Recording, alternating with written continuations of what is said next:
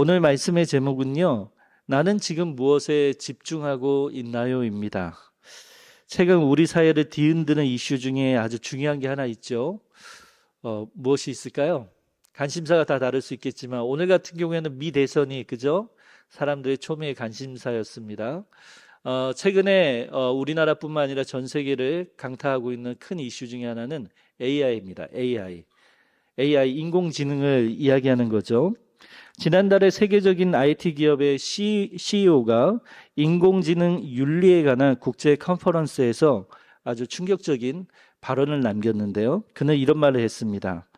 AI가 인간의 지능을 넘어서는 것은 시간 문제일 뿐입니다.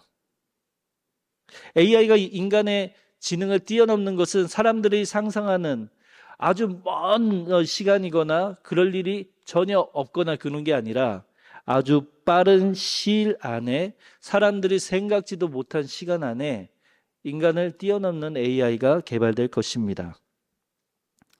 인간은 이제 AI에 집중해야 할 때입니다. 라고 이 CEO가 충격적인 발언을 남겼습니다.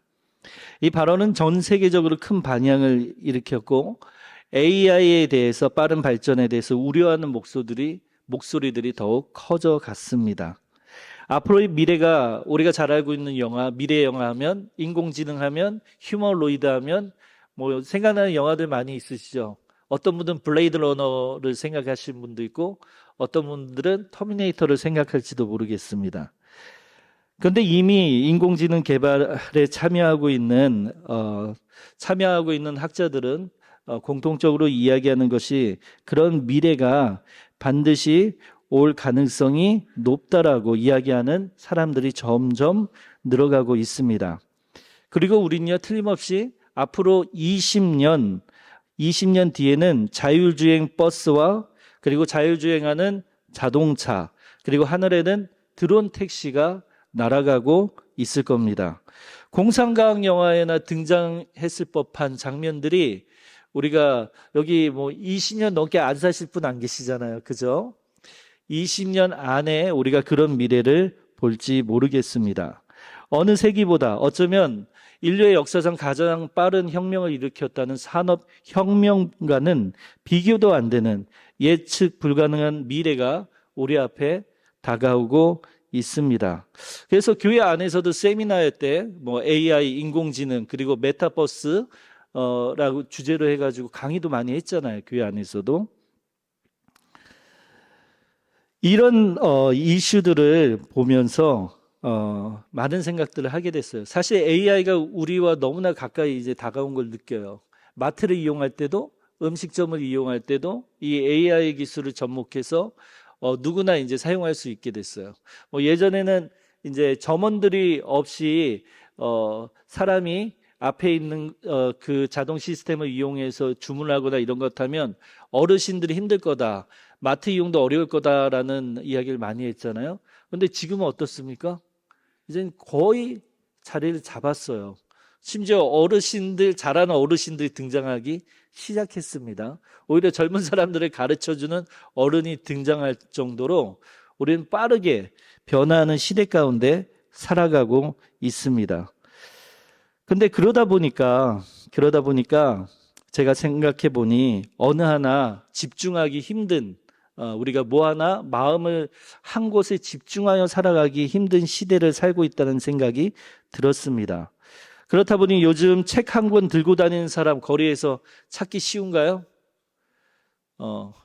거리에서 찾기 쉽지 않죠? 책을 들고 다니는 사람. 그리고 1년에 한 권의 책이라도 끝까지 정독해서 처음부터 끝까지 빨리 보는 게 아니라 차분하게 자리에 앉아서 한 권의 책을 여러 번이나 읽을 정도로 책을 정독하는 사람도 찾아보기 어려운 시대를 살아가고 있습니다.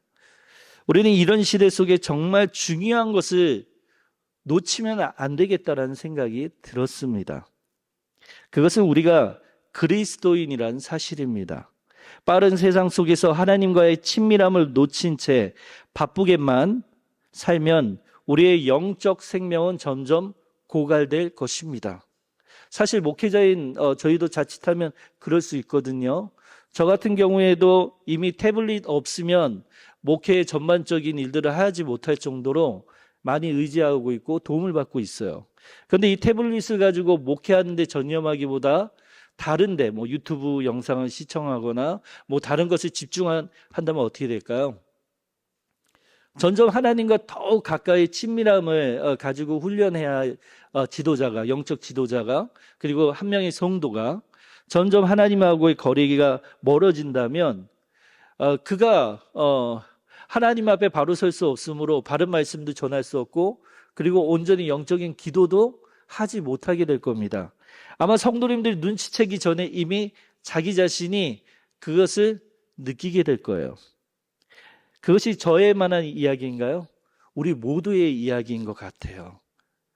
우리가 이 바쁜 시대를 살아가고 있으면서 무언가 집중하고 빠르게 무엇인가 적응하는데 우리가 집중해야 하지만 놓쳐야 하지 말아야 될 것, 그것은 하나님과 가까이 하는 삶입니다. 하나님과 가까이 하는 삶을 살지 않을 때 우리는 그리스도인이라는 정체성을 쉽게 잃어버릴 수 있어요. 왜냐하면 우리는 학습된 그리스도인이 아니기 때문에 그렇습니다. 우리는 학습된 그리스도인이 아니요, 우리는 하나님을 직접 만나고 체험하고 하나님을 추구하고 하나님과의 만남 가운데 성령님의 음성 가운데 인도함도 받고 성령의 충만함도 느끼고 하나님의 도움 속에 하나님의 응답되는 역사들도 체험해가는, 그런 것들을 체험해가며 하나님이 어떤 분이신구나라는 것을 우리는 하나님의 계시를 알아가는데, 우리가 정작 그런 것에 집중하지 못한 채 다른 것에 빠져 있다면 우리의 생명을 잃는 것과 같습니다. 우리는 그리스도인으로서 이 바쁜 시대에 우리가 더욱 집중해야 할 사명에 관해서 오늘 나누고자 합니다. 디모데후서 4장의 말씀에서 사도 바울은 그의 영적 아들 디모데에게 마지막 편지 디모데후서를 보냅니다. 이 편지에서 그는 디모데에게 중요한 사명을 강조하고 있습니다. 그리고 그 사명은 2000년 전 디모데에게만 해당되는 것이 아닌 오늘날 우리에게도 적용될 수 있는 하나님의 음성입니다. 오늘 우리는 바울의 편지를 통해 세 가지 중요한 메시지를 나누고자 합니다. 첫 번째는요, 우리가 진정으로 집중해야 할 것이 무엇인지. 두 번째는 우리는 그것을 위해, 우리가 집중해야 할 그것을 위해 어떻게 살아가야 하는지. 마지막 세 번째는 그 과정에서 우리에게 주어진 하나님의 약속, 축복이 무엇이 있는지 함께 나누고자 합니다. 이 세 가지 메시지는 우리의 삶을 완전히 변화시킬 수 있는 강력한 힘을 내재해 있고 하나님께서 오늘 우리에게 주신 말씀입니다. 우리가 이 말씀을 따라 살아갈 때 우리가 그리스도인으로서 이 바쁜 세상 속에서 삶의 방향을 잃지 않고 우리가 온전한 방향을 가지고 나아갈 수 있을 줄 믿습니다. 먼저 첫 번째, 우리가 진정으로 집중해야 할 것이 무엇인가? 오늘 본문의 핵심은 디모데후서 4장 2절 전반절에 있습니다. 너는 말씀을 전파하라. 때를 얻든지 못 얻든지 항상 힘쓰라. 이 구절에서 우리는 진정으로 집중해야 할 것이 무엇인지 명확히 볼 수 있습니다. 그것은 말씀이죠. 일단 우리가 집중해야 할 것은 말씀입니다. 여기서 사용된 말씀은요, 로고스입니다. 제가 웬만하면 이제 원어로 헬라어나 그런 것들을 이야기하지 않는데, 로고스는 워낙 우리에게 친밀하기 때문에 이 단어는 원어로 말씀드립니다. 여기서 사용된 말씀 로고스는요, 헬라 철학에서 사용되던 전문 용어예요.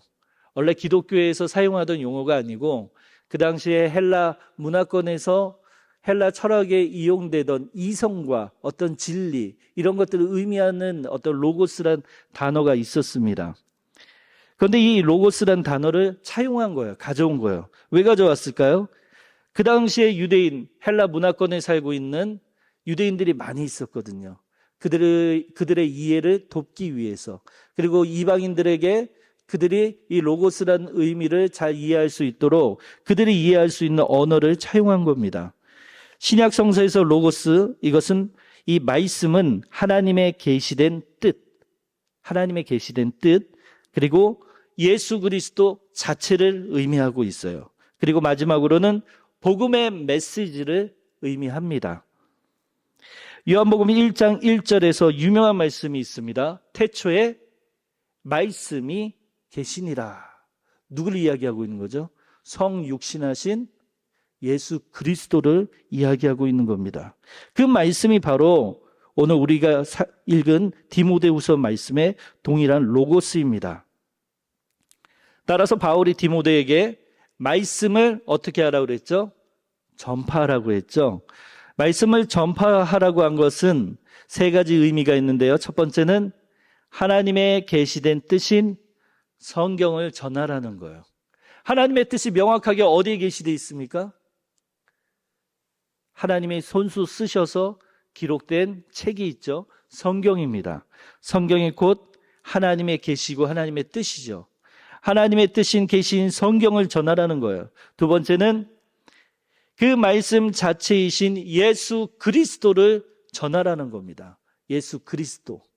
마지막 세 번째는 이 말씀이신 예수 그리스도께서 우리의 삶을 어떻게 변화시켰는지 그것을 증거하라는 거예요.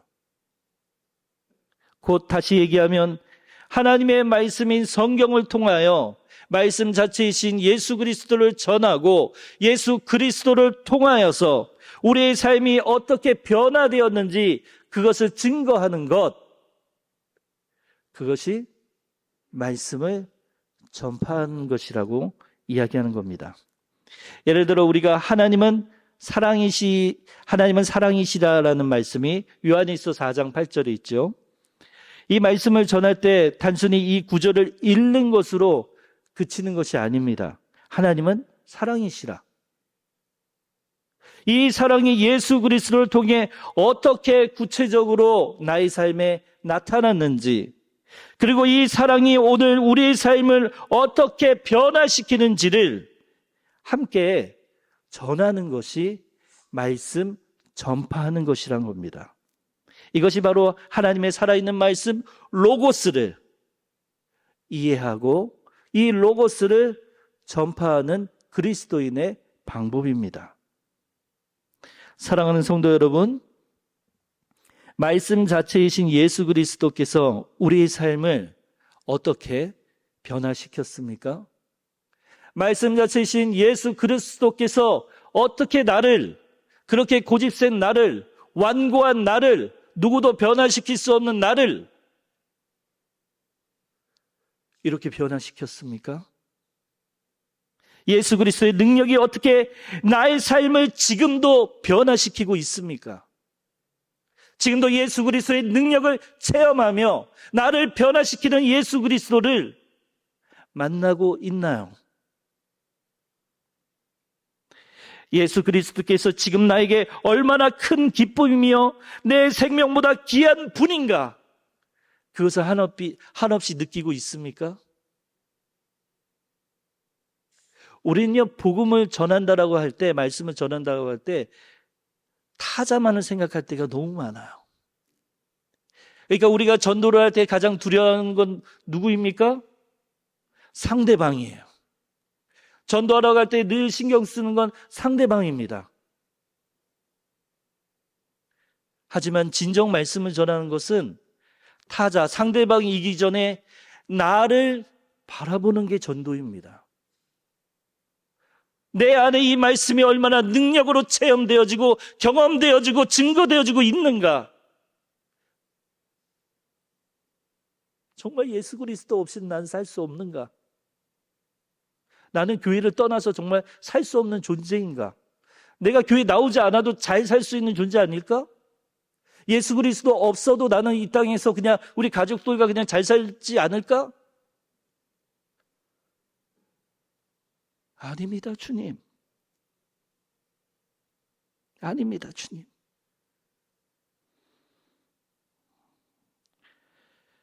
주님이 없으셨다면 전 살 수 없었을 겁니다. 예수님을 만나지 못했더라면 우리 가정은 이렇게 평안하지 못했을 겁니다. 예수님이 계시지 않았더라면 제가 얼마나 교만한 존재인지, 제가 얼마나 악인인지 깨닫지 못했을 것입니다. 말씀을 전파한다는 것, 그것은 내 안에 복음의 씨앗을, 또한 내 안에 복음의 씨앗이 열매 맺는 삶을 살아가는 것입니다. 바울은 그런 복음을 전파하라고 이야기하는 거예요. 그러므로 말씀을 전파한다는 건 그리스도인 자체, 하나님을 체험하고 누리고 있는 나를 상대방에게 던지는 겁니다. 상대방에게 숨기지 않고 내 자신의 모습을 진실되이 보여주는 것. 전파하라는 것은 개인적으로 말씀을 읽는 것을 넘어 또한 적극적으로 그 메시지를 다른 이들과 나누라는 의미에서 오늘 말씀 보면 전파하라고 하는 표현도 쓰고 있는 겁니다. 오늘날 성도들의 신앙이 많이 침체되어 있는 이유 중 하나는 신앙을 개인화하기 때문입니다. 다시 한번 읽어보겠습니다. 오늘날 성도들의 신앙이 많이 침체되는 이유 중 하나는 신앙을 개인화하기 때문입니다. 기독교의 역사 중에 우리는 이런 오류를 이미 경험했어요. 그게 뭡니까? 수도원이에요. 수도원. 신앙을 개인화해서 세상 가운데 나아가기보다는 수도원에 모여서 정말 극도의 수령 가운데, 최고의 극치 가운데 이르도록 개인적인 신앙만을 추구해서 얼마나 많은 인간적인 제약이 더 많이 터져 나오고 얼마나 큰 실수를 많이 했습니까? 우리 개신교는 더 이상 수도원을 추구하지 않습니다. 우리는 신앙의 개인화를 추구하지 않습니다. 하나님과 만남이라는 개인적인 특성을 가지고 있지만 그것에 머무르기만 한 것이 우리 개신교가 아닙니다. 하나님과의 깊은 관계를 맺게 되면 자연스럽게 내 가까이 있는 이들에게 관심이 생기기 마련이고 그 사람들을 위해 기도하기 시작하고 그 사람에게 사랑을 전하기 시작하는 것이 성령님이 우리 안에서, 성령이 저희는 우리 교회를 이용해서 우리에게 하시는 역사입니다. 그렇지 않습니까? 우리가 하나님을 깊이 추구하며 우리가 경건하고 거룩한 삶을 살 때 내 자신을 자랑하고 싶어서 내 신앙을 높이기 위해서 다른 사람들에게 나를 자랑하기 위해서 내가 그리스도인이라는 신분을 알리는 것이 아니라 예수님 믿으라고 자랑하는 것이 아니라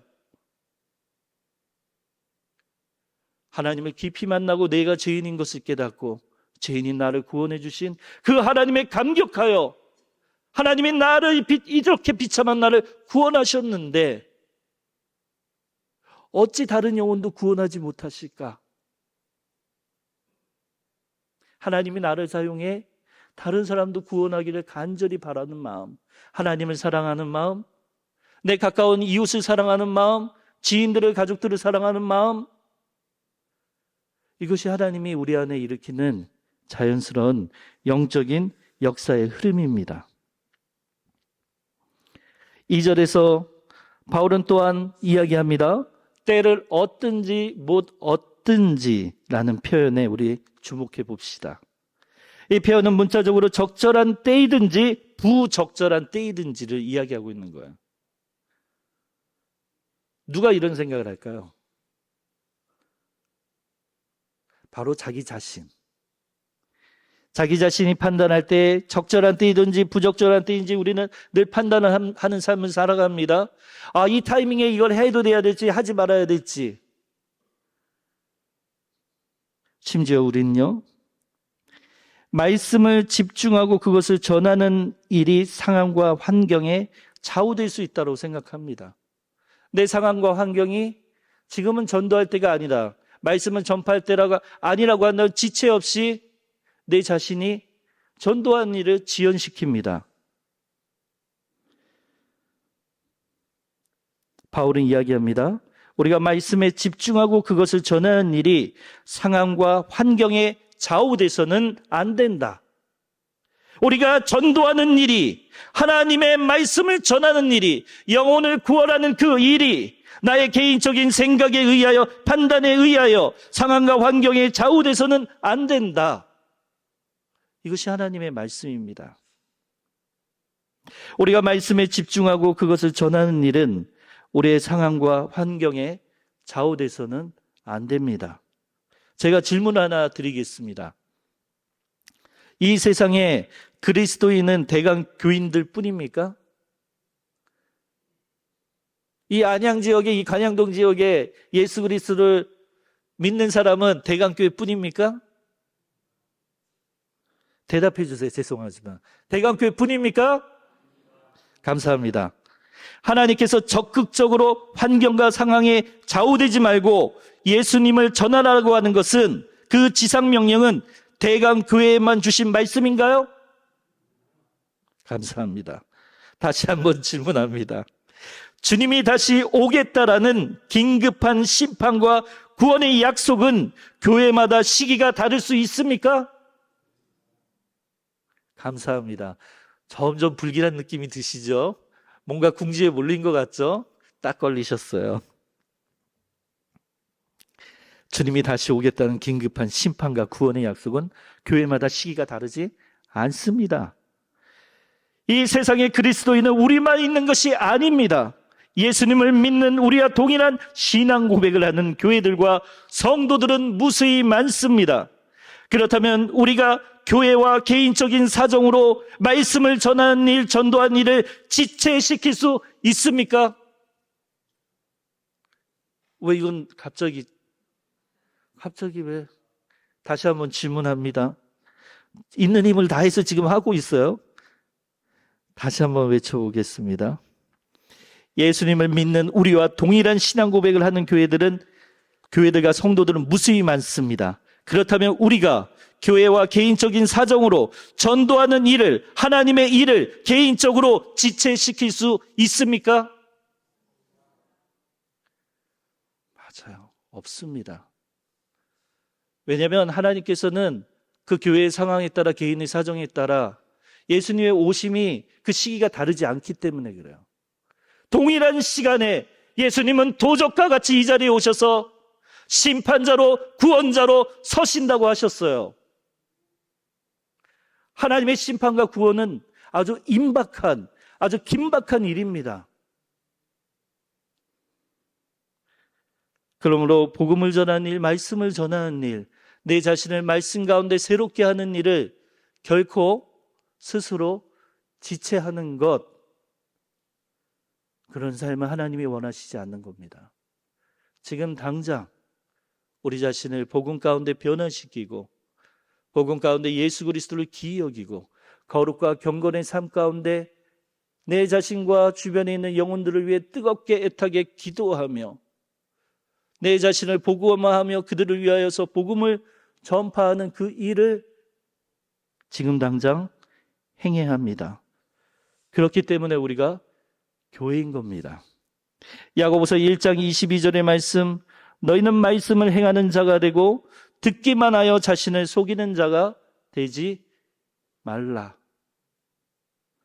19세기의 위대한 선교사 허드슨 테일러는 중국 선교에 평생을 바쳤습니다.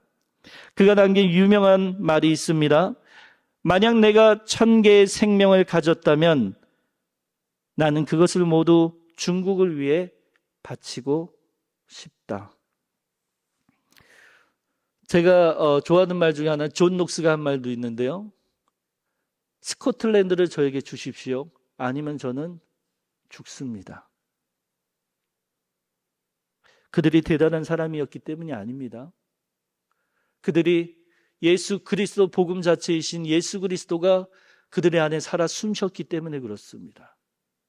하나님의 그 말씀으로, 그 애타는 마음으로 그 말씀이 살아있어서 절하지 않고는 견딜 수 없었던 바울과 같은 고백이었던 겁니다. 우리도 그러할 수 있습니다. 우리가 그러지 않는다면 우리는, 제가 서두에 이야기한 대로 너무나 바쁘게 이 세상을 살아가고 있는 거예요.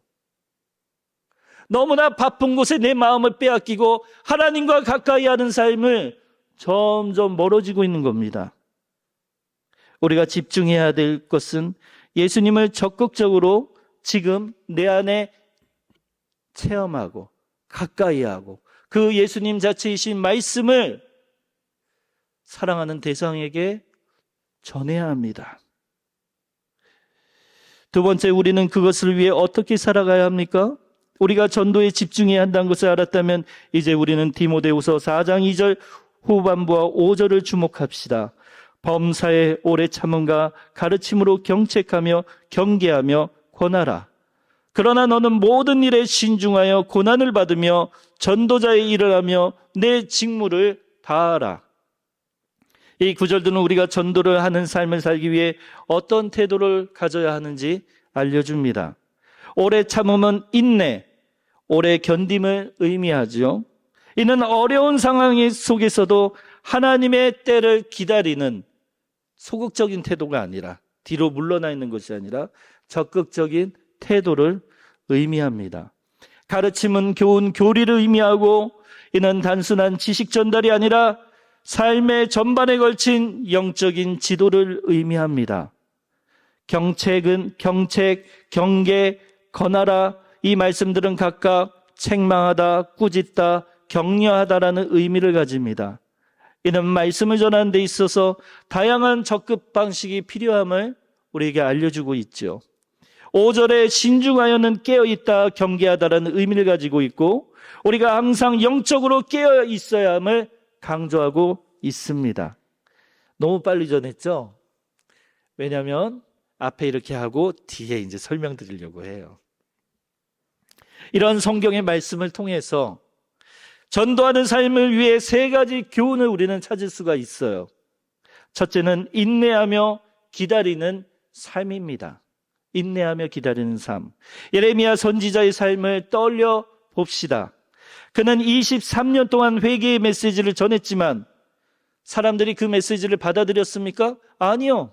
그의 별명은 눈물의 선지자와 같이 그는 동족으로부터 핍박을 받고 고난을 받았습니다. 조롱을 받았습니다. 박해를 받았습니다. 그의 메시지를 하나님의 메시지로 받아들이지 않았습니다. 그는 예레미야 20장 7절에서 9절에서 자신의 처지를 이렇게 고백합니다. 내가 조롱거리가 되니 사람마다 종일토록 나를 조롱하나이다. 내가 말할 때마다 외치며 파멸과 멸망을 선포하므로 여호와의 말씀으로 말미암아 내가 종일토록 치욕과 모욕거리가 됨이니이다. 내가 다시는 여호와를 선포하지 아니하며 그의 이름으로 말하지 아니하리라 하면, 여기서부터 이상한 거예요. 모욕과 수치를 당하고 부끄러우면서 하나님의 말씀은 더 이상 못 전하겠습니다 하고 도망갔던 요나와 같이 할 수 있는데 뭐라고 고백합니까? 나의 마음이 불붙는 것 같아서 골수에 사무치니 답답하여 견딜 수 없나이다. 이렇게 고백하고 있는 거야.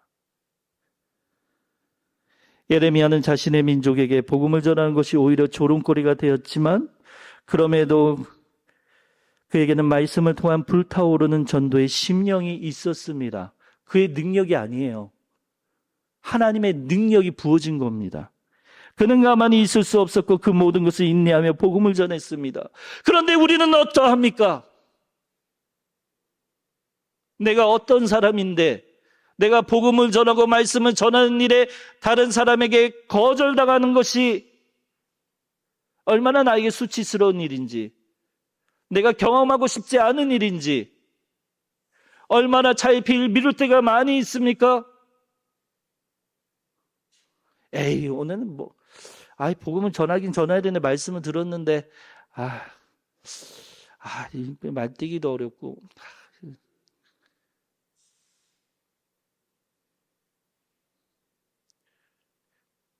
전도를 오늘 이 말씀을 듣고 억지로 하라고 전하는 게 아니에요. 내 자신을 하나님께 드리라는 겁니다. 산 제물로. 그러면 영혼을 사랑하지 않을 수 없어요. 목회자로서 제 신분을 드러내기 가장 쉽지 않은 것 중에 하나는 미용실입니다. 미용실. 그런데 어느 해부터 전부터는 미용실 처음에 가면은 가자마자 늘 이야기합니다. 거기서 말을 걸잖아요, 미용사들이. 어떤 직업을 하는지 이렇게 말을 걸잖아요. 그러면 기회다 싶어서 얘기해요. 저 교회 목사입니다. 그리고 여기서도 이야기했어요. 저 대강교회, 안양 대강교회 목사입니다. 전했어요. 그리고 계속 이제 가면서 매주 이제 관계를 갖는 거죠. 그럼 그분이 이제 질문도 해요. 질문도 하고. 근데 지난주에 그분이 이제 다른 이제 그 미용실에 일하는 분도 있는데 그분 혼자 계셨어요. 그분이 이제 결혼을 앞두고 있었거든요. 그래서 물어봤죠. 제가 계속 기도하겠습니다 하고 있었거든요. 준비 잘 돼 가는지. 그랬더니 전세 사기를 당했다는 거예요. 계약금 10%를 날렸다는 거예요. 굉장히 망연자실하고 있었어요. 저희 가족하고 다 갔어요. 제 아내, 서아, 도화까지 다 있었어요. 저를 자랑하는 거 아닙니다, 지금. 제 마음에 이런 마음이 들었어요. 지금 기도해 주자. 그래서요, 그분에게 이야기했어요. 지금 혼자 계신 게 기회입니다. 같이 일하시는 분도 없고 손님도 없으니 기도합시다. 뜨겁게 기도했어요, 그 자리에서. 그리고 약속을 했어요. 제가 기도한 것이 이 한 번으로 끝나는 것이 아니라 돌아가서도 계속 기도하겠습니다. 돈을 되찾을 수 있도록, 되찾을 수 없다면 그 돈 배 이상으로 하나님께서 책임져 주시기를 기도하겠습니다. 그리고 예수님을 믿는 믿음의 가정을 이루기를 예비 신랑과 함께 축복하겠습니다.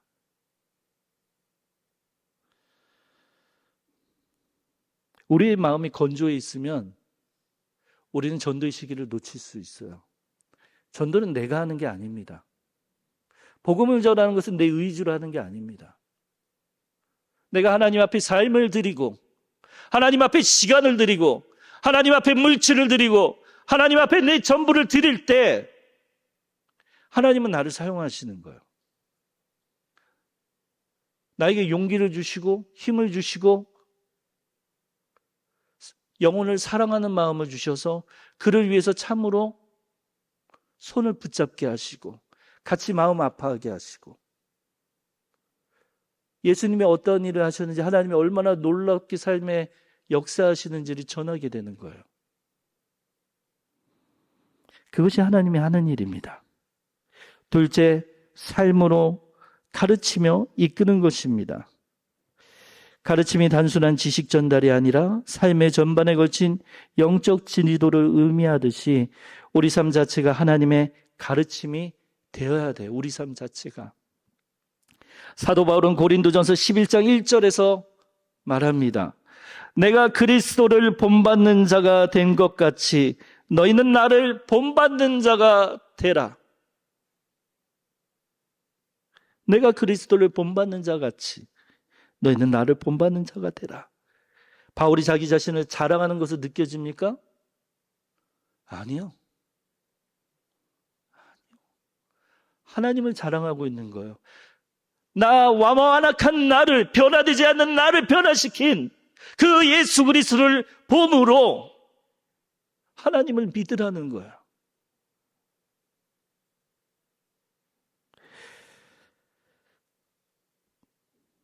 우리는 말로만이 아니라 삶으로 가르쳐야 되는 거예요. 이것은 마치 어머니가 자녀를 양육하는 것과 같습니다. 전도를 한다는 것은 그러므로 말로만 전달하는 게 아니에요. 대표 기도를 예를 들어 볼까요?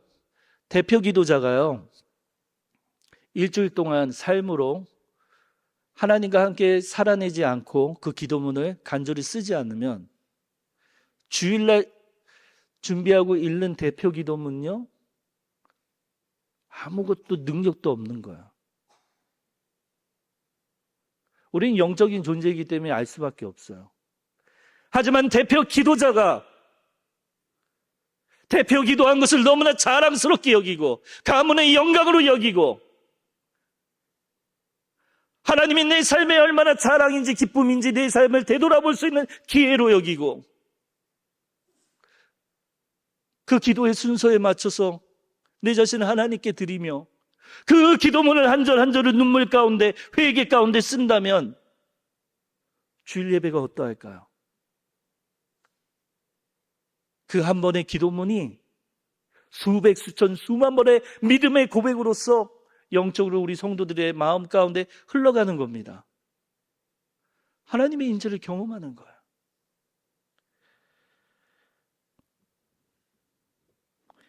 우리는 우리의 삶 자체를 그리스도인답게 성숙하게 변화시켜야 할 이유가 여기에 있습니다. 우리가 왜 중생에 끝나지 않고 예수님을 믿고 구원받는 걸로 끝나지 않고 왜 하나님이 여전히 우리를 이 땅 가운데 살아가게 하고 우리로 하여금 성화의 삶을 살아가게 하는지, 왜 우리로 하여금 그토록 성령의 열매 맺는 삶을 살아가야 하게 하는지, 그 이유가 여기에 있습니다. 그러므로 우리는 겸손해야 돼요. 겸손해야 합니다. 내 기분대로 역정내며 화를 내며 교만히 교회 안에서 행해서는 안 됩니다. 먼저 내 자신을 바라보고 내 자신의 비참한 상태를 알아보고 내가 하나님 앞에 얼마나 죄인인지를 깨달아 알면 모든 것이 달라 보입니다. 하나님께 집중해야 할 때입니다. 원망할 때도 아니고 불평할 때도 아닙니다. 하나님께 내 자신을 드리고 집중해야 할 때 바로 지금입니다. 세 번째, 상황에 맞는 영적 분별력을 가져야 합니다. 마치 의사가 환자의 상태에 따라 다른 처방을 하는 것과 같이 각각의 상황에 맞는 적절한 접근이 말씀을 전파할 때는 필요한 것이죠. 예수님께서도 이런 모습을 보여주셨습니다. 간음한 여인에게는 어떻게 다가가셨습니까? 긍휼과 용서로. 성전에서 장사한 자들에게는 어떻게 다가가셨습니까? 강한 책망으로. 탕자를 맞이하는 아버지처럼 따뜻하게 품어야 할 때가 있고 베드로를 책망하신 예수님처럼 단호하게 대해야 할 때가 있는 것입니다. 이 모든 것을 위해 우리는 신중하게, 오늘 말씀한 같이 신중해야 합니다. 이 신중하다라는 것은 영적으로 깨어있어 상황을 분별하고 지혜롭게 대처하라는 겁니다. 베드로전서 5장 8절의 말씀, 근신하라, 깨어라, 너희 대적 마귀가 우는 사자같이 두루다니며 삼킬 자를 찾나니. 아멘. 사단이 있습니까? 없습니까? 있어요. 사단이 부리는 악한 영들이 있습니까? 없습니까? 있다면 그들이 지금 어디에 있을까요? 그들이 무엇을 하고 있을까요? 우리가 우리 자신의 마음을 지키지 못하고 성도로서의 신분을 온전히 지키지 못한 채 하나님과 여전히 가까이 하지 못하고 결단만 수십 번, 수천 번, 수만 번만 할 때 그 이유는 우리의 원수 사단 마귀가 우리의 가까이에 있기 때문에 그렇습니다. 대적해야 합니다. 대적해야 돼요. 예배에 들어올 때 저는 간절히 기도합니다. 저를 비롯해서 우리 성도님들의 마음에 어떤 어둠도 흑암도 들이우지 않게 해달라고. 우는 사자와 같이 부르짖는 원수 사단 마귀가 다 쫓겨나가게 하여 주소서. 하나님의 말씀이 땅에 그대로 떨어져서 그 토양에 열매를 맺고 과실을 맺는 역사가 일어나게 하소서. 우리는 죽어있는 자가 아니에요. 우린 예배 가운데 죽어있는 자가 아니고 우린 예배 가운데 살아있는 자를 더욱더 크게 경험하는 자들입니다.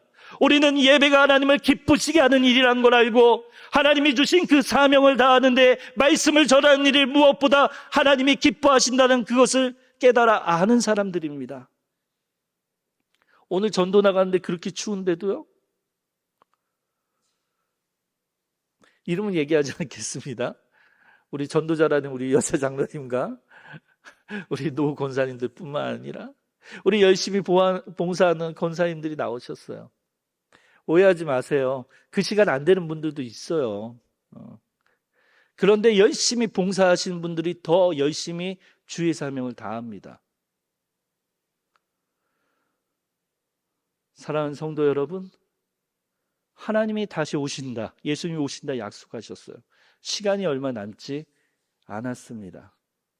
얼마 남지 않았어요. 저는 오늘 이 강대상에 올라가면서 시작 인사와 같이 오늘 말씀 전하는 일이 저에게 마지막일지도 모른다는 심정으로 기도하며 올라왔습니다.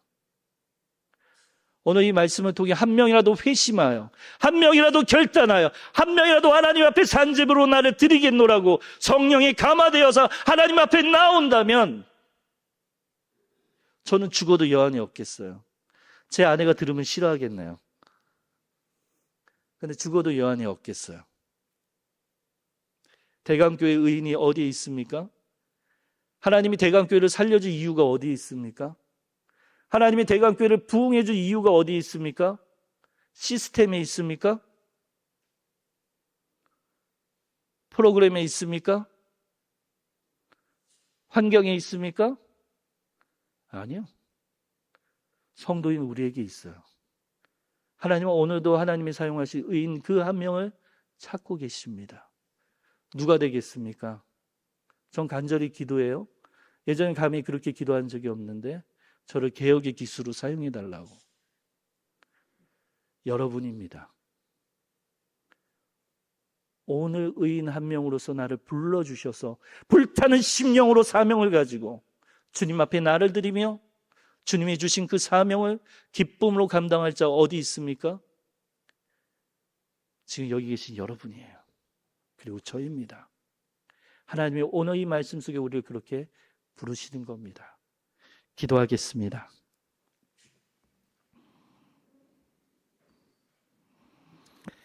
은혜로우신 하나님 아버지, 오늘 말씀을 통해 우리가 해야 할 사명이 무엇인지 하나님 말씀 가운데 깨닫게 하시니 감사합니다. 우리가 전도에 집중하지 못하고 세상의 것들의 마음을 빼앗겼던 것을 회개합니다. 주님, 우리에게 예레미야 같은 불타는 심령을 주시고 바울과 같은 담대함을 주시며 예수님과 같은 지혜로운 분별력을 허락하여 주옵소서.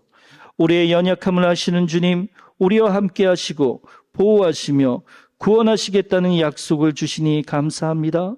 이제 우리가 이 약속을 붙들고 담대히 복음을 전하게 하시고 우리의 삶 전체가 살아있는 복음의 편지가 되게 하여 주옵소서. 우리 주 예수 그리스도의 이름으로 기도드립니다. 아멘.